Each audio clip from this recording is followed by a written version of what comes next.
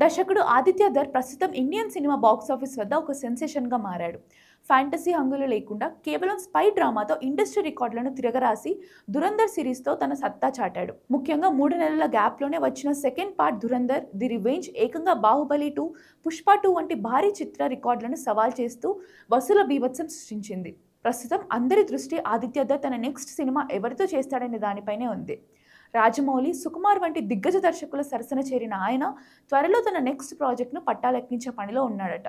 అయితే టాలీవుడ్ స్టార్ హీరోలతో ఈ సినిమా ఉంటుందని ఫ్యాన్స్ ఆశించినప్పటికీ ముంబై మీడియా సమాచారం ప్రకారం ఆయన మళ్ళీ రణ్వీర్ సింగ్తోనే పనిచేసే అవకాశం ఉన్నట్లు తెలుస్తోంది. వచ్చే ఏడాది అంటే 2027 మార్చి నుండి ఈ కొత్త సినిమా షూటింగ్ ప్రారంభమయ్యేలా ప్లాన్ చేస్తున్నాడట.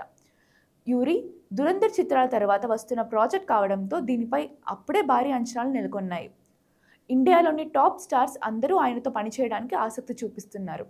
ఆదిత్య ధర్ మాత్రం కథ సిద్ధమయ్యాకే కాస్టింగ్ విషయంలో నిర్ణయం తీసుకోనున్నాడు.